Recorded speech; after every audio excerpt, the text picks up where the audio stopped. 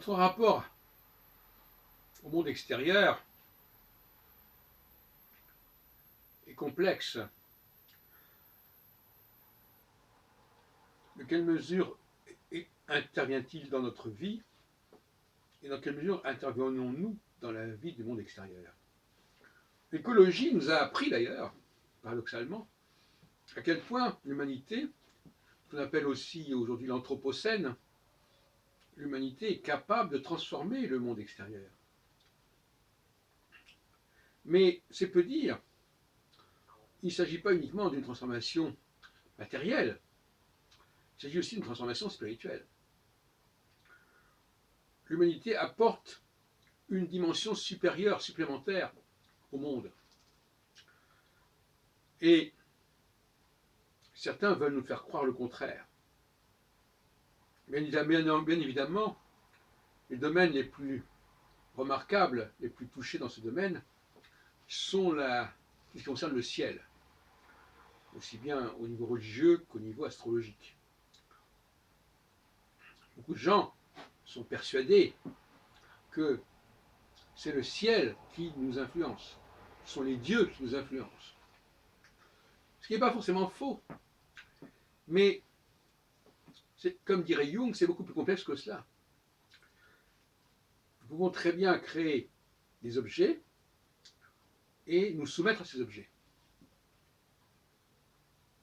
Nous pouvons créer des idées et être prisonniers de ces idées. Donc, la notion d'influence, c'est un peu le problème de l'œuf et la poule. Je vais revenir spécialement sur la question du judaïsme. Car c'est une affaire extrêmement embrouillée et intriquée. Je serai, au bout du compte, finalement, assez d'accord avec Jung et avec Feuerbach quand il voit dans les dieux une fabrication de l'humanité, une très belle fabrication d'ailleurs. Même qu'on dit que le cheval est la plus belle conquête de l'homme, on peut dire qu'une des choses les plus belles que les hommes aient engendrées, ce sont les dieux.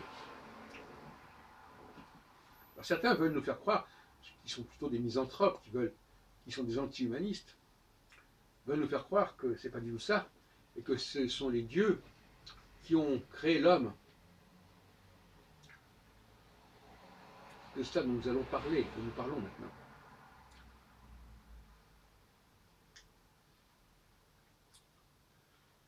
Concernant les juifs, par exemple, quand je lis les textes chrétiens ou néo-chrétiens de Moon, de Jéhovah, etc., témoin de Jéhovah, on nous dit que Dieu, qui avait choisi le peuple hébreu, après a été déçu, il y a eu un échec avec la non-reconnaissance de Jésus, etc., etc. Mais je pense que ce n'est pas du tout comme ça que ça se passe. Pas du tout. Le Dieu des Hébreux, c'est le Dieu d'Abraham, d'Isaac et de Jacob. Mais ça veut dire quoi? Quand Yahvé se présente à Moïse des siècles plus tard, il dit qu'il est le Dieu de ses patriarches. Mais qu'est-ce que c'est que le Dieu des? C'est quoi? Ça peut très bien être un Dieu fabriqué par ces hommes. Il a été enfanté par Abraham, Isaac et Jacob. Et comme il a été enfanté, il existe quelque part. Et comme il a été enfanté, il se manifeste quelque part. Une sorte de feedback quelque part. Eh bien, puisque j'ai été créé par vos ancêtres, eh bien, je vais vous aider à quitter l'Égypte, par exemple. C'est un phénomène de reconnaissance. Et la notion qui me paraît importante, c'est la notion d'inséparabilité. Ce Dieu d'Israël, il est inséparable d'Israël. Il appartient à Israël. Et là, on voit qu'il y a une ambiguïté au niveau du langage. Le Dieu d'Israël c'est le Dieu qui appartient à Israël. C'est le Dieu qui a été conçu par Israël. Israël désignant ici, bien entendu, le peuple hébreu.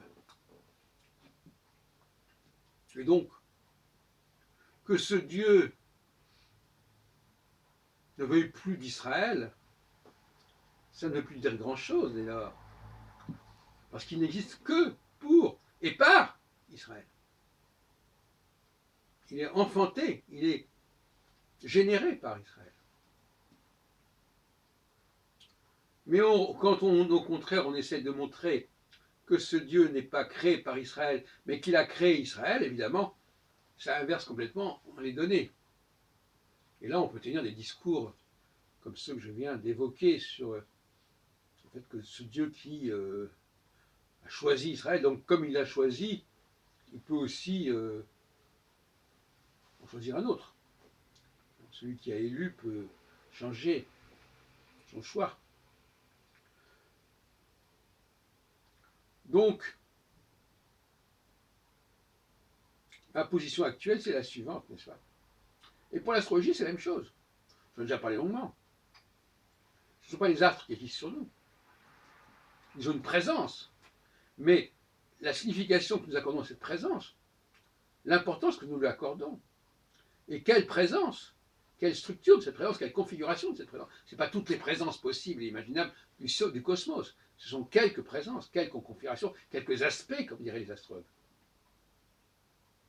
Donc là encore, le cosmos a été retravaillé, restructuré, resculpté par l'humanité. Et là encore, beaucoup de ceux qui vont à l'astrologie sont des anti-humanistes. Ils considèrent que tout ce que l'homme, que dès lors que quelque chose est créé par l'homme, ça n'a aucune valeur. Ça ne tient pas, c'est précaire. Donc il faut absolument mettre tout ce qui existe sur le compte de l'univers, de la nature, de choses qui sont au-delà, au-dessus des hommes. C'est ce qui fait que beaucoup d'astrologues... Vraiment, c'est une espèce de situation assez tordue. Parce que maintenant, la plupart des astrologues sont venus pour cette raison, par haine de l'homme en quelque sorte. Dire, ah ben oui, finalement, ce n'est pas les hommes qui décident, ce sont les astres. Pour humilier l'homme, ils ont voulu croire en l'astrologie. Voilà ce que je pense. Alors, moi je suis pour une astrologie humaniste, mais pas au sens où on entend l'astrologie humaniste. Je veux dire, l'astrologie humaniste est une astrologie qui place l'homme au centre. Mais pas au centre simplement parce qu'on s'occupe de lui, mais parce qu'il est lui-même le créateur. Parce qu'il est lui-même ce qui fait que les choses prennent sens. Il donne du sens aux choses. Ce n'est pas simplement une centralité pour une centralité. C'est une centralité active et non pas passive. Ce n'est pas l'enfant auprès duquel on se penche pour lui sourire. C'est le cœur, c'est le moteur, c'est la locomotive. Donc, redonnons à l'humanité ses lettres de noblesse et reconnaissons que sans l'humanité, eh bien, le cosmos, les dieux, les cieux ne font guère sens. Ils n'existent pas véritablement, au fond, quelque part sur le plan spirituel.